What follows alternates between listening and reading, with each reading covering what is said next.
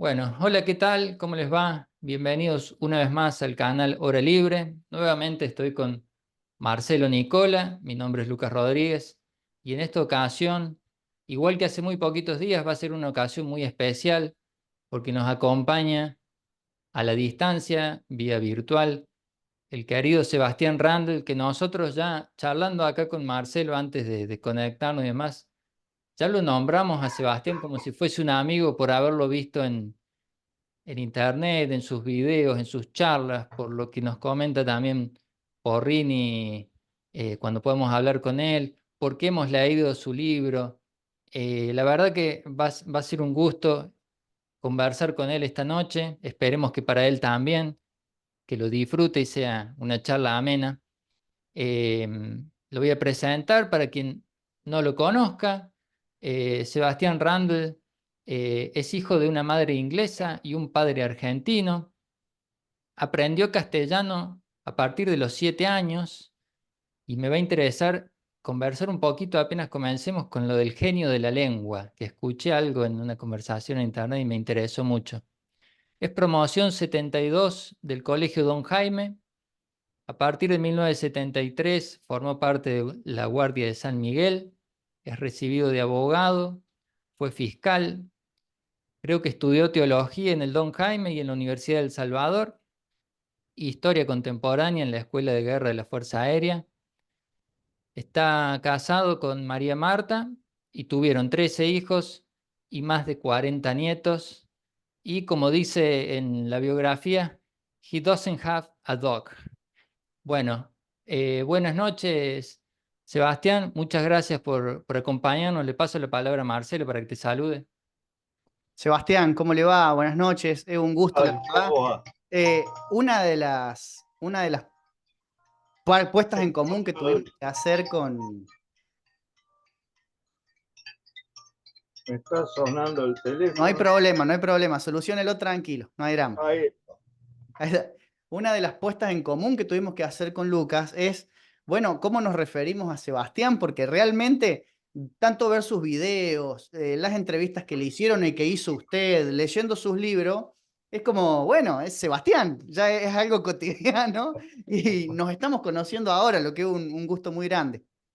bueno, me alegro. Sí. Y así es. Bueno, Tengo que hacer un par de rectificaciones. perfecto, sí, dígame. Eh, yo no estudié formalmente teología, di clases de teología en el Don Jaime. Ajá, Era de religión, digamos. claro, claro. Y lo mismo en la Universidad de El Salvador. Bien. Pero no es que yo estudié, sino que di Ajá. clases. Usted aprendió por fuera. Después, sí, después que estoy casado ya no, porque enviudé hace 3 años. Y ahora tengo no 40, sino 44 nietos. Así que había que rectificar un poco. Eso se Perfecto, sí. mueve, cambia con el tiempo, las Sí, cosas sí, cambian. es así. Una enorme familia. Bueno, y le voy a pedir que comencemos por esto que le escuché decir en una entrevista, esto del genio de la lengua. Me llamó la atención y es algo que usted menciona también en la biografía de Castellani. Creo que está en la parte de Castellani jesuita. Cuando usted compara a Castellani con Membiel, él dice, bueno, es largo y detallado las comparaciones que hace y las semejanzas al mismo tiempo que tienen, pero una de las cosas que remarca es que Castellani hablaba 7 lenguas, lo que lo convierte en una persona muy especial a la hora de leer, a la hora de comprender un texto, de comprender una obra de arte. Al mismo tiempo, usted tiene una relación especial con el idioma porque de niño primero hablaba inglés y, a partir de los 7 años tengo entendido que es que comienza a practicar la lengua española. Me gustaría que cuente un poco estas curiosidades con el lenguaje. Claro, lo que pasó es que mis padres cuando se casaron, eh, claro, rápidamente mi vieja empezó a extrañar Inglaterra. Y entonces mi viejo se compró una casa en Hurlingham, que es un barrio bastante cerca de acá, que es donde yo nací, que eran todos ingleses, vinculados a los ferrocarriles ingleses. y hay un club muy importante que se habla en inglés, hay varios colegios que eran angloparlantes. Y bueno, y en casa se hablaba en inglés y después me mandaron a un kindergarten que era todo en inglés. Y después fuimos a vivir a Inglaterra un año. Después recién cuando volví empecé a hablar un poco en castellano con cierta dificultad. Y después, unos años después, cuando yo ya tenía más 12 o 13 años, fuimos a vivir a Francia. Y ahí viví 3 años y ahí aprendí francés. Así que, y nada más. No sé griego, no sé latín y soy bastante ignorante en todo lo demás. Pero es verdad lo que dice Castellani, que una lengua es como otra alma, es como adquirir otra alma. Y yo me encuentro todo el tiempo interiormente, digo, ¿esto cómo se diría en inglés? ¿O esto cómo se diría en castellano? ¿O esto cómo se diría en francés? Todo el tiempo, es como un automatismo ya. Y bueno, enriquece, sí. Y cada lengua tiene su propio genio, su propio humor, su propio... son particularidades, ¿no? Que le dan mucho color a las ideas y que ayuda a pensar. La verdad es que sí, que ayuda muchísimo a pensar. Pero Castellani era un genio, el inglés de él me admira, me asombra, porque nunca vivió en Inglaterra, ni estuvo en Inglaterra, fue 2 veces, pero nunca habló con nadie, no sé cómo maneja tan bien el inglés, y el francés también. Bueno, por supuesto que el latín y griego todos dicen eso. Porrini, que es un gran latinista, dice que es genial el latín de Castellani. Pero sí, la lengua colorea las ideas, colorea el alma. Eh, y, y sí, conlleva cada lengua una especie de sentido del humor, ¿no? Claro. Donde hay, por el solo hecho de decir una cosa en una lengua y no en otra, y bueno, por ahí es divertido y por ahí no. Es así. Está bueno.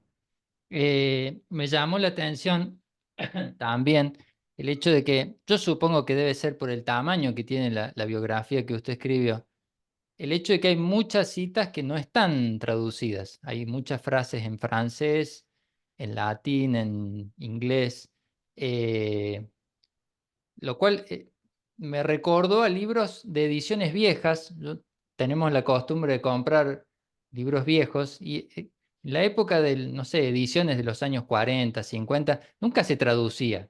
Se ponía una cita y no se la traducía. Y no sé en qué momento, en qué época habrá empezado a pasar que, como la gente no aprendía los idiomas, tuvieron que empezar a traducirlo. Me imagino este libro, si tuviese que traducir todas las citas, eh, hubiese quedado inmenso, pero no sé Claro. si también tuvo otra intención con el hecho de no traducirlo. Sí, yo no me acuerdo ahora porque hace bastante que terminé, pero si no lo traduje es porque juzgué que traduciéndolo perdía o el humor o la fineza o las distinciones que conllevaban esa expresión, digamos.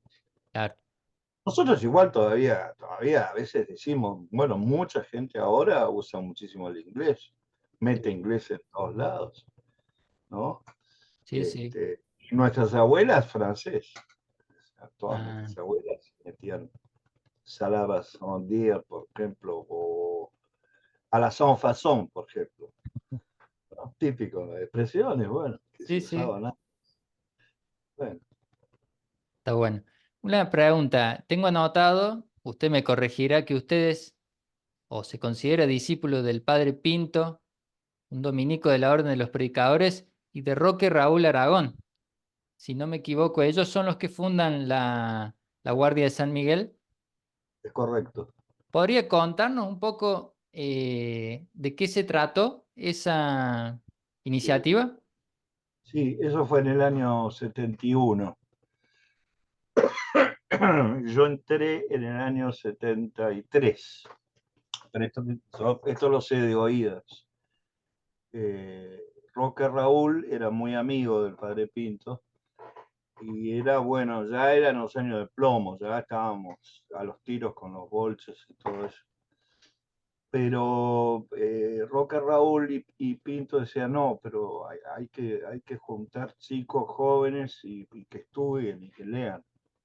No, no, no, no agarrarse a tiros solamente. Yo estaba en Alianza, por ejemplo, tenía una ametralladora, por ejemplo, ¿no? Y tenía 18, 17. Claro. Era una cosa de loco.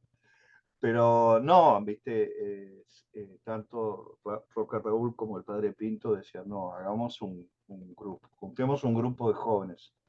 Y empezaron en el 71. Jorge Ferro es uno de los fundadores. Vicente Mazot, empezaron unos pocos, 7, 8. Yo para cuando entré yo seríamos unos 12, más o menos. Ujú. Eh, que ya al principio se hacían las reuniones en el convento de Santo Domingo, de los dominicos en Buenos Aires. Pero ya para cuando entré yo se hacía en la casa de Ricardo Pulché, que estaba recién casado y tenía un pequeño departamento y nos juntábamos ahí. Y bueno, y después se conformó, se le dio una cierta formalidad porque ahí nosotros teníamos que pagar mensualmente el diezmo, que es el 10% de nuestros ingresos, para alguna obra de caridad. Que me acuerdo que la primera obra de caridad era comprarle remedios al cura Castellano, tan luego. Claro. Y después hacíamos ayuno, nos juntábamos los martes, ese día hacíamos ayuno. Hasta que a la medianoche ahí pedíamos pizza y empezábamos farisaicamente a comer a lo bestia. Estábamos muertos de hambre. Y había que rezar el rosario todos los días. Sí, esas eran las formalidades que tenía la guardia. Y se conversaba, más bien llevaba y conducía la cosa en Roque Raúl con su cadencia tucumana y su savoir-faire. Ahí tienen una expresión francesa intraducible, savoir-faire. Fue un gran maestro, para mí fue mi maestro, ¿no? Porque además tenía urbanidad, tenía cordialidad, era muy afectuoso y era bastante, considerablemente más grande que nosotros. Yo imagino que cuando yo entré yo tendría 19 y él tendría como 50. Claro. Pero nosotros cuando éramos chicos, los grandes no te dan pelota, ¿viste? Porque sos chico, lo Mm, cual es una gran macana y es un gran disparate. Eso yo lo aprendí de Raúl. Raúl se interesaba por, qué sé yo me ponía de novio y se interesaba. Quería conocer a la chica y cómo era y qué intenciones teníamos y era muy, muy así, afectuoso. Y para mí era fantástico, un tipo grande te dé pelota. Y así que sí, le hacíamos miles y millones de preguntas, este, y era apasionante, ¿no? Acaba de salir ayer, creo, antes de ayer salió, después de tantos años de renegar, conseguimos las notas que Roque Raúl le hizo al Martín Fierro. ah, Porque el asunto es así, el Martín Fierro, la edición más anotada es la de Espasa-Calpe, creo que tiene pocas, 50 notas tendrá.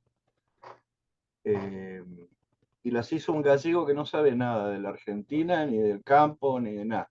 Son, son malas las notas, y pocas, escasas y breves. claro. Roque Raúl se dedicó toda su vida a anotar el Martín Fierro. Y finalmente, cuando él se murió, nadie sabía dónde estaban las notas, no podíamos, hasta que Oh, aparecieron hace un año o 2 años, aparecieron y Alejandro Bilic en Vórtice acaba de publicarlo. Que yo todavía no vi la edición, estoy esperando con ansiedad que un hijo mío me la traiga. Eh, y le pregunté alguna vez, le dije, che, pero ¿y usted cómo hizo las notas al Martín Fierro? ¿De dónde abrevaba, digamos? Y en los campos, yo me metía en los campos de Tucumán, en Córdoba, en Buenos Aires, en San Luis, y le preguntaba a los gauchos, a los peones, a los capataces, y qué podía significar tal expresión, y bueno, y así, o sea, está hecho base a la tradición oral, ¿no? Que es la que importa. claro, claro. Así que va a ser fascinante leer eso, ¿no? Estoy esperando ansiosamente que me traiga. Pero era un tipo absolutamente fuera de serie. Y el padre Pinto era muy divertido. A Ajá. él le gustaba Ah, la política y los enredos con los militares y los golpes militares y los comunistas y no sé, y esto y lo otro. Y, le iba a no, preguntar, ¿Aragón era parte de Forja? sí, Ah, porque eso me sorprendió leyendo la biografía, que uno siempre tiene en la cabeza Jaureche, Scalabrini, Homero Mansi, y usted nombra el último, bueno, y el olvidado Aragón, ¿no? está Eh, nombrado en el 45 de Félix Luna, en una nota, ajá, todos los miembros de Forja, y ahí está Roque Raúl. claro, Pero era muy chico, ¿no? Era muy chico. Bueno. claro. Porque él cómo llega a Buenos Aires. Bueno, está toda la... Fíjense en mi página en Iguala, Sí, hay una entrevista que le hacen que son como 8 horas de entrevista. ah, Y ahí él cuenta cómo bien. vino, este, por qué vino a Buenos Aires y cómo conoció a todo el mundo. Y qué sé yo. Es fascinante. Eso, fíjese, está en mi página en Iguala. Ahí está. Porque yo la había buscado en el canal de YouTube y no la encontré y me quedé con la duda de dónde estaba. Claro, Ah, me está ahí. faltó buscar en la página. Em, Otra pregunta que le quería hacer que usted menciona en la biografía es esta búsqueda de Castellani de encontrar una hermandad espiritual que finalmente encuentra con Kierkegaard. Eh, Primero preguntarle, o si quiere comentar algo de eso, para los que nos escuchan, preguntarle si usted siente que tuvo alguna hermandad espiritual con algún autor, eh, y si es necesario, siempre que uno se mete en el ámbito de la estudiosidad, tener alguna figura así con la que uno se identifique de alguna manera. Bueno, nunca lo pensé así como algo deliberadamente buscado. A mí me pasó con Lewis. Yo cuando Ajá, empecé a leer... Lo que pasa es que cuando yo era muy chico, mamá nos leía siempre a la noche las crónicas de Narnia, qué sé yo. Así que lo conocí a Lewis bien de chico. claro, Y después ya de más grande empecé a leer las obras de él más sesudas para gente grande. claro. Y yo me enloquecí con Lewis, ¿no? Y le empecé a rezar, qué sé yo, se hace algo así, ¿no? Se Ujú, establece una especie de, de comunicación secreta, mistérica. Pero más de una vez he estado en problemas y le digo, che, Jack, sacame de esto porque sacame este pozo o ayudame, qué sé yo. Pero con naturalidad, no sé, eso me pasó a mí. claro, A Jorge le pasó con Tolkien, así que era divertido. Nosotros los dos conversábamos 3 veces por semana y era como reeditar los Inklings, ¿no? Otra vez Tolkien hablando con claro. Lewis. Él era Tollers y yo era Jack. Ah, muy bueno. Sí, pero eso salió naturalmente, no es que yo haya pensado que es necesario que todos tengan una especie de hermano espiritual así. No, qué sé yo. Nunca lo pensé así. Ahora, en el caso de Castellani, ¿a usted le parece que él necesitó algo así, que hizo como una búsqueda? Sí, sí, porque era un bicho solitario, casi no tenía amigos y las amistades que tenían eran difíciles. Salvo quizás con Florencio Gamayo, que era su sastre, este, los demás, Ernesto Palacio, eh, Federico Ibarguren, pero eran amistades, porque era un tipo difícil Castellani. Mm. Y la amistad necesita mucha confianza y mucha cordialidad y virtudes que Castellani ciertamente no tenía. Pero a mí me ha parecido, que lo puse ahí en la biografía, habrán visto que finalmente amistó, por así decirlo, con Kierkegaard, ¿no? Que realmente encontró en Kierkegaard una especie de hermano. Y yo cuando terminé la biografía esa, empecé a leer seriamente a Kierkegaard durante los últimos 20 años. Antes no se podía porque estaba tan mal traducido, sí, no se podía. Castellani sí, porque lo leía en alemán o lo leía en italiano, y después aprendió un poco de danés, no se crea. Pero en castellano era ilegible, era insoportable. Pero ahora hay unas traducciones fantásticas. Hay una nota ahí en la biografía que hice sobre eso, todas las biografías, las traducciones que hay. Y yo empecé a leerlo en inglés, porque la Universidad de Princeton está sacando la ópera Omnia de Kierkegaard, que escribió como un bestia. Son como, no sé, 40 tomos. Y entonces voy de a poco, por Amazon voy comprando alguno que otro. Y cada vez me gusta más Kierkegaard. Es un autor difícil, pero cuando le entras, le agarrás la vuelta y entendés más o menos, es brillante, ¿no? Y yo entiendo por qué Castellani le parecía una especie de hermano. A pesar de ser luterano, ¿no? Y todo lo demás. Sebastián, un poco el fin de estas entrevistas no es solamente conocer a los entrevistados, conocer su trayectoria, cómo fue su formación, sino permitirle también a aquellos jóvenes que nos vean o que vean en un futuro esta entrevista puedan empezar a comprender ciertas cosas o ciertos pasos que fueron dando ustedes, por ejemplo, para ser quien son hoy. Y se tocaron temas como hermandad, se tocaron temas como maestros, como la amistad. ¿Qué rol tiene todo eso en la formación individual y la formación integral de una persona? No es solamente ir a la escuela a educarse, sino qué rol juega la familia con la importancia que eso tiene, qué rol juegan las amistades, los maestros que puede tener cada uno en una especie de maestro-discípulo, que también este tema salió hablando con el profesor Porrini. ¿Usted qué cree? ¿Cómo se da esa simbiosis entre todos esos elementos? Y bueno, me parece que eso lo contesta bien Santo Tomás cuando dice que es todo el hombre el que piensa. O sea, la vida intelectual no es el cerebro ahí funcionando solo como la inteligencia artificial, digamos. No, es todo el hombre, son sus sentimientos, su vida, su historia, su familia. Piensa con todo eso, con el corazón, con los sentimientos, con los recuerdos. Sí, con la familia, por supuesto, y con los amigos. A mí, en mi vida particular, los amigos han sido decisivos, ¿no?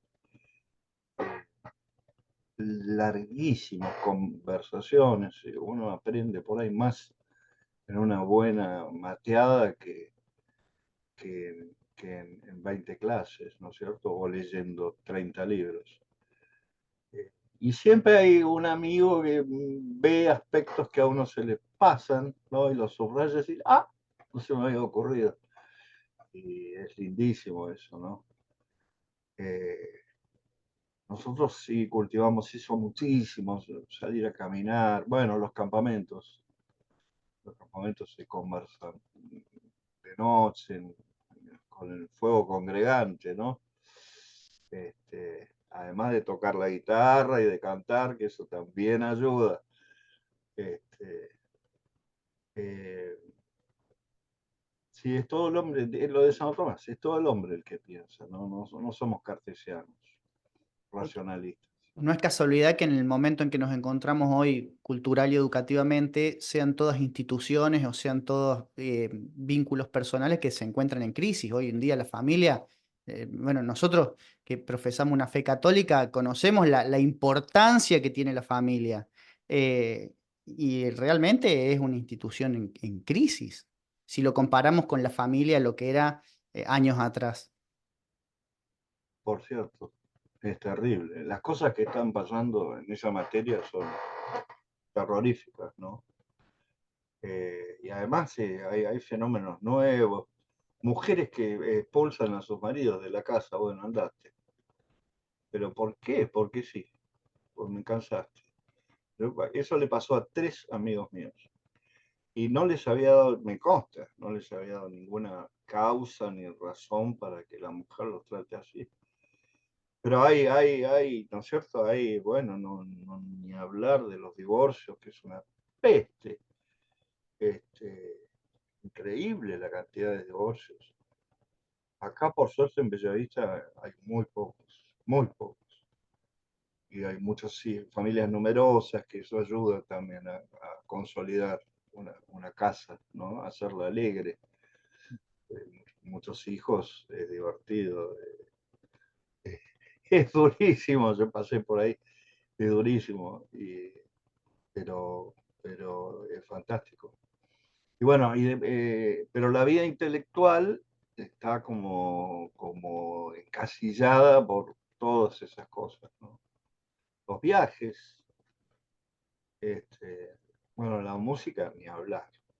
Para mí la música ha sido siempre fundamental. Me doy cuenta cuando escucho música, no necesariamente Wagner o Beethoven, que también, pueden ser los Beatles o pueden ser los Chalchaleros, pero me encuentro que voy pensando, mientras voy escuchando música, se me van ocurriendo una cantidad de cosas.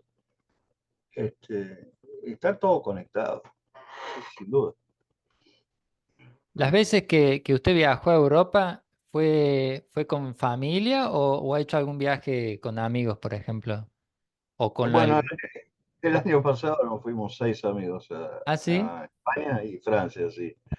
Porque un amigo nuestro ganó mucha plata y nos convidó, nos pagó todo. Están buenos Así que esos amigos.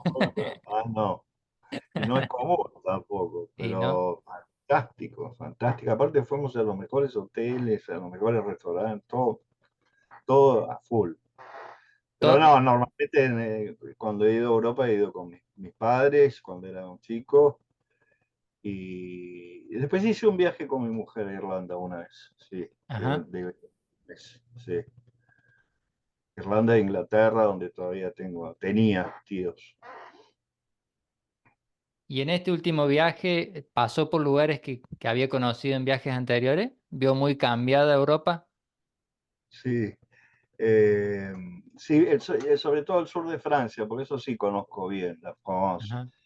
eh, porque fuimos a Carcassonne, y todo lo que es el país ese cátaro, todo eso lo conocía bien. No, eso no está cambiado, che, no, ahí no había turcos, ni musulmanes, ni nada. Porque estos inmigrantes, estos musulmanes, o más o menos, este, van a las ciudades, no les gusta el campo. Ah, Y nosotros eludíamos las ciudades, no nos interesaba, salvo Madrid. Pero en Madrid tampoco vi turcos, digo, no había moros en la costa. No, la verdad que no. mire. ¿Sabe que justo ahora que usted menciona esto, me había marcado acá una parte en el libro de Castellani, Cristo vuelve o no vuelve, y un capítulo que se llama El anticristo histórico? Me llamó la atención cuando cita a Joseph de Maistre que dice, el protestantismo se ha tornado ni más ni menos que mahometismo.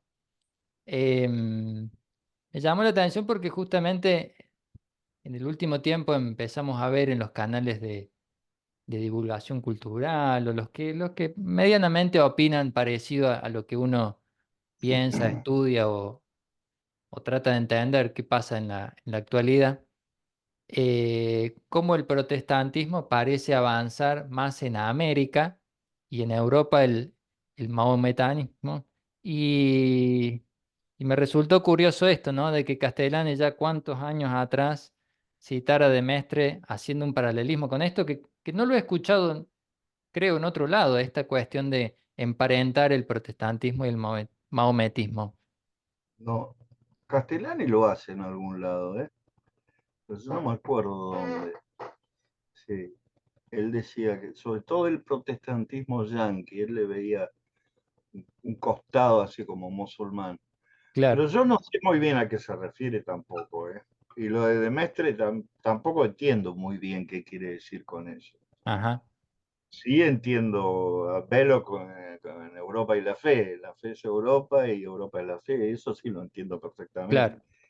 Los musulmanes son contrarios a la fe cristiana, por supuesto, pero no, eso, la verdad que se me pasa eso, no.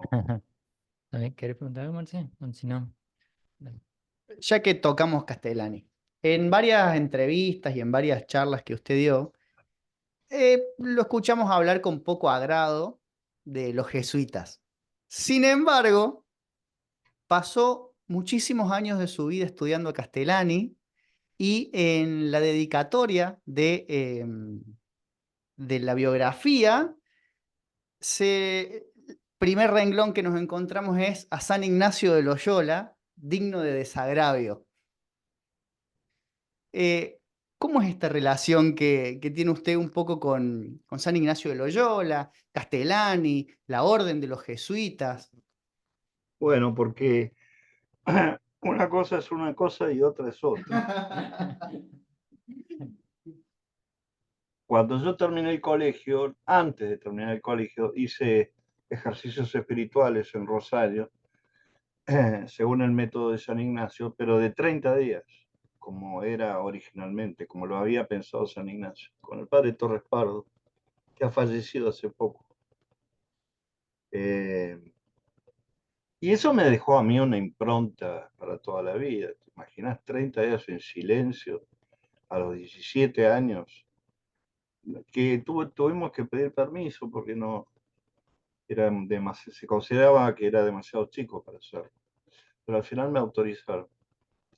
Y aprendí como un loco y 30 días rezando y estudiando y escuchando charlas y qué sé yo, te deja una marca indeleble. Mi hijo mayor se llama Ignacio por eso, por gratitud, digamos.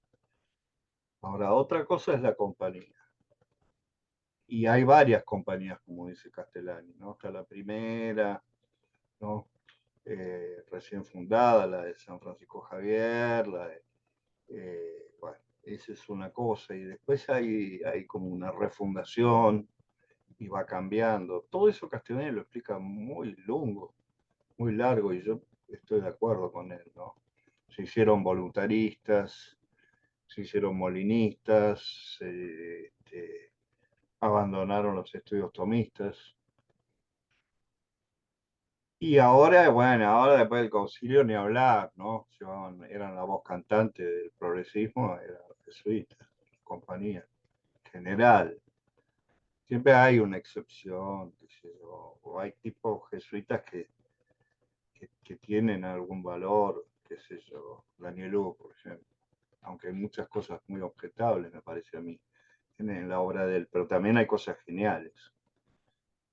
Bueno, hay de todo en todas partes, pero sí.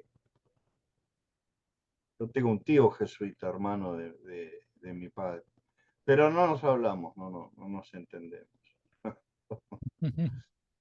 Y en otra entrevista recuerdo que contó que sus hermanas por un momento querían entrar al Opus Dei o algo así, Sí, y usted mostró su desagrado, ¿no? Con esto.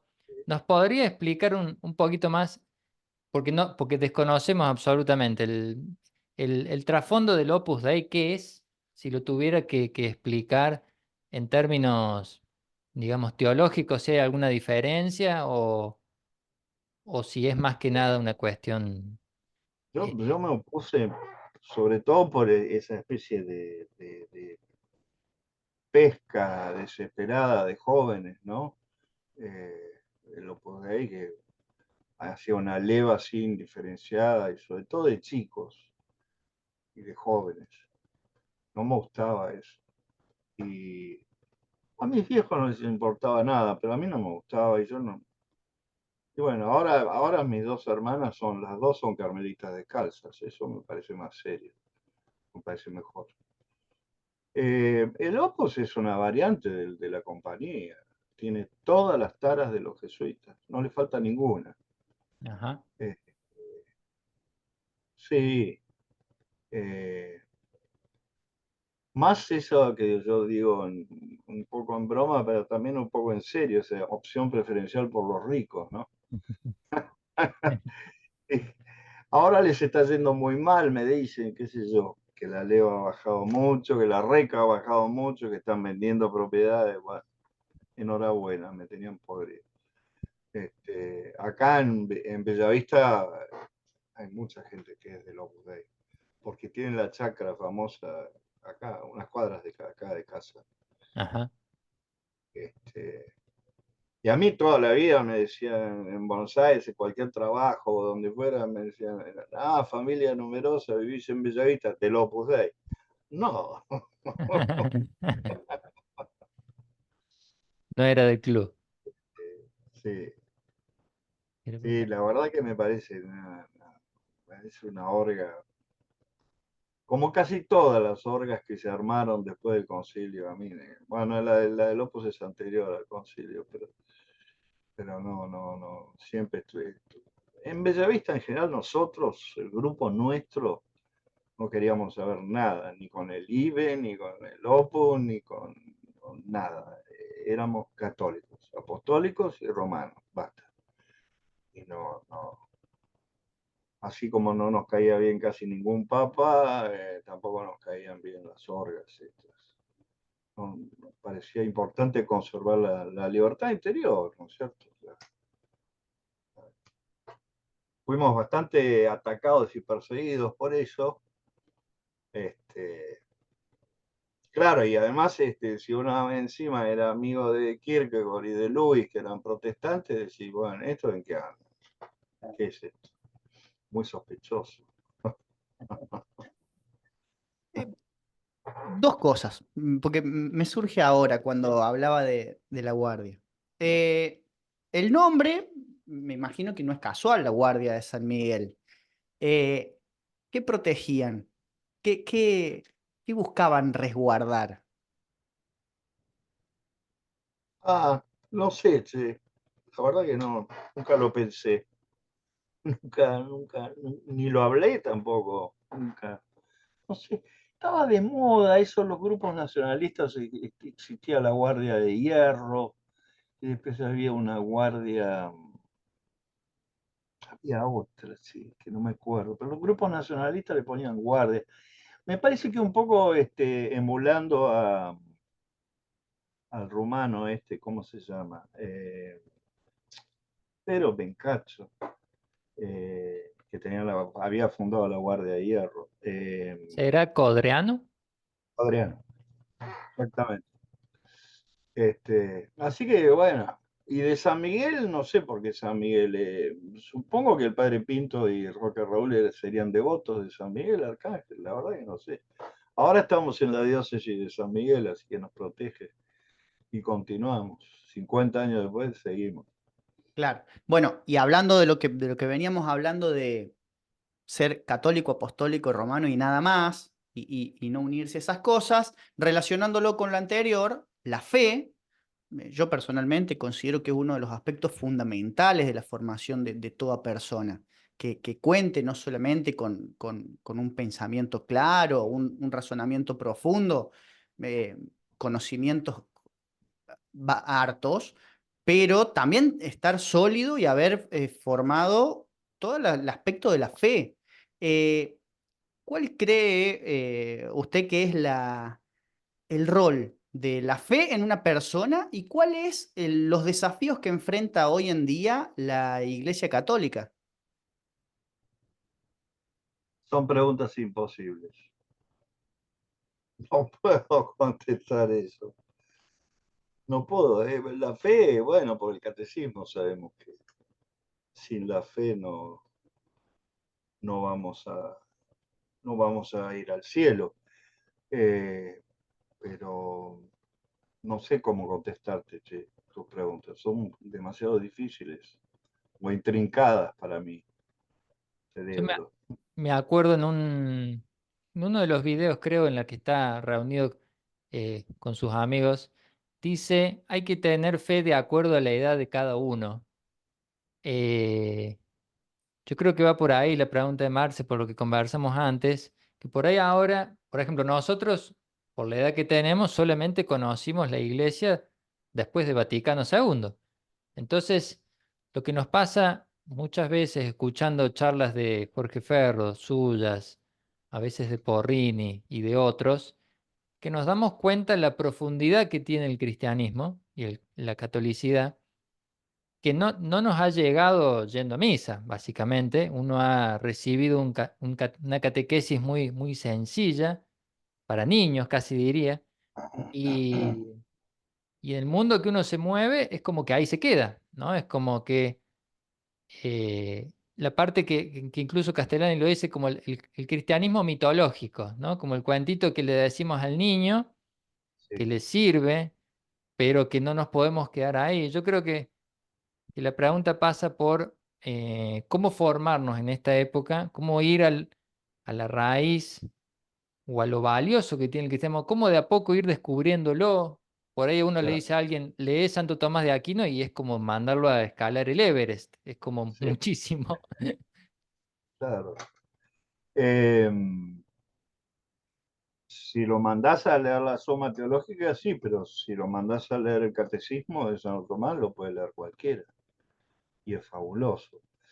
Y ahí hay una gran énfasis de Santo Tomás sobre los contenidos de la fe. ¿Qué es lo que creemos? Porque los progres en general han puesto un gran énfasis en los sentimientos, ¿no? Me siento bien y por eso cantan esas porquerías en misa, que Claro. la verdad que más bien uno pierde la fe yendo a esas misas. Eh, no, importan los contenidos, credo. El credo, por ejemplo, yo lo he explicado en millones de clases. Y los chicos no conocen, no saben lo que es la comunión de los santos o qué sé yo. Me acuerdo, me acuerdo una chica en la Universidad de El Salvador que yo estaba explicando el credo, justamente la comunión de los santos. Digo, pero antes empecé, bueno, a ver, levante la mano, ¿quién sabe lo que es la comunión de los santos? Y no levantan la mano ninguna. Eran como 30 chicas, grandes ya, terminando lenguas vivas. Digo, pero ustedes son católicas y no saben lo que es, y lo dicen en el credo todos los domingos y no saben lo que significa. Y una chica de atrás levantó el brazo y dice, ¿sabe qué pasa, profesor? Que nunca nadie nos enseñó. Claro. No sé, y bueno, eso es lo que hay que hacer, hay que estudiar, leer y divulgar después, ¿no? Y enseñar los contenidos de la fe católica. No es tanto una cuestión de sentimientos o sensaciones o hay una parte que tiene que ver con eso, ¿no? Eso lo aprende uno más grande, ya leyendo San Juan de la Cruz, o qué sé yo, José María Rafael, pero lo más importante son los contenidos, me parece a mí. Y hay que protegerlos a morir, cosa que este animal de papa que tuvimos, de infeliz memoria, este, hizo un desastre, porque justamente distorsionaba los contenidos de la fe. En cambio, este León aparentemente se mantiene bastante ortodoxo en ese sentido, ¿no? Fiel a los contenidos, que es lo más importante. Claro, eso justo le iba a preguntar, ya que hablamos, si sigue las noticias relacionadas a León, al nuevo Papa. Poco, Poco. poco, porque quedé como quemado después del otro, quedé, quedé quemado. Y vi que hizo un par de macanas ya, y no me. Tengo 70 años, y todos los papas que yo conocí, salvo Juan Pablo I, que lo mataron a los 33 días, este, son un desastre. Me han parecido a mí un desastre, incluyendo al polaco. Juan Pablo II hace su tesis doctoral sobre la fe según San Juan de la Cruz y no sabía castellano. Claro, ¿Cómo? Es decir, ¿cómo? ¿No? Y Pablo VI era un horror, una cosa terrorífica. Y el gordo Juan XXIII, que hizo el concilio, otro desastre. Y así siguiendo. ¿Viste? No son. Bueno, no, el padre Pinto nos decía, en la guardia decía, no hay que darle bola al Papa. Es como en la Edad Media, vos vivías en, qué sé yo, en Bruselas. ¿Qué idea tenías? Que habían elegido un italiano en Roma, que claro, era el otro papa, ¿qué idea tenías? Y no por eso ibas a ser menos católico. Eh, a veces por ahí te llegaba alguna noticia de alguna bula papal. Puede ser, pero no. Este, y siempre decía el padre Pinto, cuídense de la papolatría, ese santo que tenemos por papa, que dice Castellani, ¿no? Riéndose de Pío XI. Pío XI, tan luego. Ese santo que tenemos por papa. Deja de bromar. ¿Qué es eso, ese santo? No sé. No me interesa. claro. Sí, sí. ¿Quieres preguntar? Le iba a preguntar, porque vi en su canal de Jack Dollars que hay un par de videos, uno sobre Jordan Peterson, o de Jordan Peterson, y otro de Anthony Sollen. ¿Se da cuenta de los dos que le menciono? ¿Qué le parece la figura de Jordan Peterson en la actualidad? Yo lo empecé a seguir hace un tiempo. Tengo los libros en la compu, pero todavía no lo leí. Em, ¿Le resulta interesante la función que está cumpliendo dentro de lo que es la batalla cultural?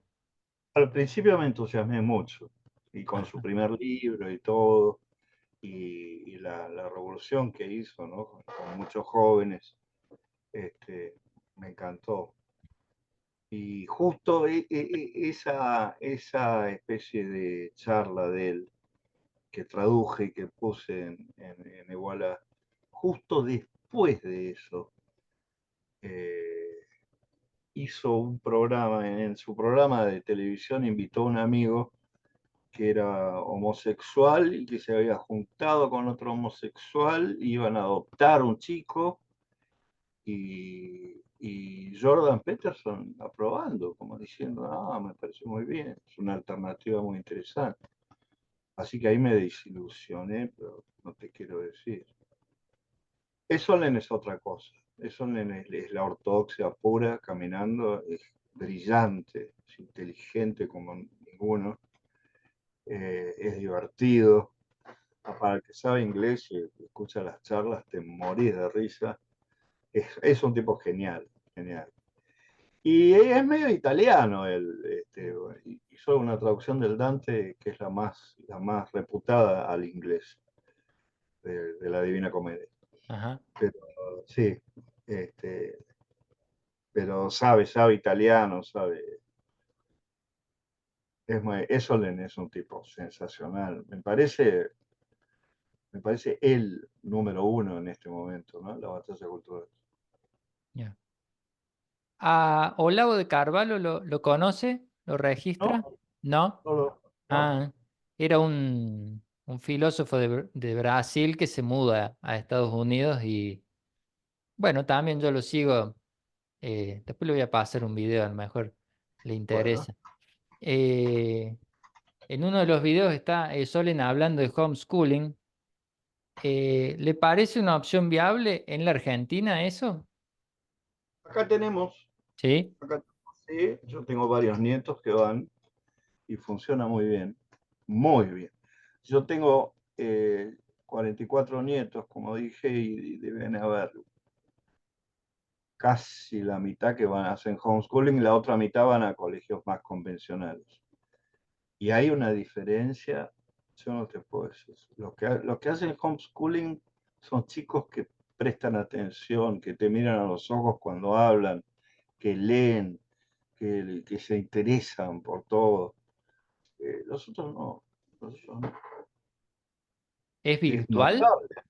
¿Eh? ¿Es virtual la actividad con el... No, no, ellos tienen que ir, van a una especie de colegio, mediodía creo que es. Ajá, Y después las madres se tienen que ocupar de enseñarles. A las madres es terrible. La otra mitad, ¿no? Tiene que enseñarles lo que falta. claro. Lo que sí no aprenden inglés, eh, que a mí me parecía importante. Eh, pero bueno, no se pasa todo. ¿Y desde qué edad van? O sea, ¿hacen la primaria? Sí. Ajá. Y pues, sí, porque empezó el primer homeschooling acá, empezó hace unos años y empezó con los chiquitos que ahora deben tener 11 12 años. Ujú, Y siguen, sí. No sé la secundaria qué van a hacer, no estoy tan al tanto. claro. Bueno, voy a pasar a preguntarle algunas cosas sobre las biografías. Acá tenemos la tapa, después vamos a editar el video para que se vea bien la tapa. Y Castellani después, jesuita. Sí, sí, dígame. sí, después te pediría que fuéramos acortando esta entrevista, Sí, porque sí. resulta que me fracturé una vértebra y No, sí, me caí de espaldas así, pum, y me duele la espalda cuando estoy sentado no, más así. vale. Le hago Entonces, la última pregunta, entonces no, cerramos. no, Para... tampoco un rato más puedo aguantar, pero No, no pero mucho, la no espalda es mucho. molesta, es molesta. Sí. Bueno, Me gustó lo que puso el último en relación a la importancia de que nos acostumbremos los argentinos a escribir biografías, autobiografías, notas de los contemporáneos y demás. Si nos podría hablar un poquito de eso, porque me resultó interesante, e incluso lo menciona en una entrevista, el hecho de que en Inglaterra, en otros países de Europa, acostumbran más a documentar la historia y que es importante para la conformación de un país. claro, claro. Y vos fíjate que los primeros siglos de la Argentina, la mayor parte de la historiografía está escrita por ingleses o franceses, que viajaban y escribían sus memorias. Claro. Y entonces lo que sabemos sobre cómo era la Argentina, durante el virreinato, por esos escritores. Eh, Después ya aparecen más acá en la Argentina, ¿no? Sarmiento, etcétera. Pero, pero, pero sí es muy importante. Eh, Porque después el historiador leyendo biografías ve la historia viva, no como una cosa seca y muerta. Claro. Acá en Argentina una de las desgracias más grandes que tenemos es que no tenemos historia. De Córdoba no hay historia, una historia de Córdoba, Sí, ¿no? ¿Cómo no hay? No hay de La Rioja, no hay de Catamarca, no hay de Salta, no hay. Todo es como si todo hubiese pasado por Buenos Aires. Lo único que importaba era Buenos Aires. Es un mm, disparate, no es real y es un disparate y es una lástima, ¿no? A mí me contó,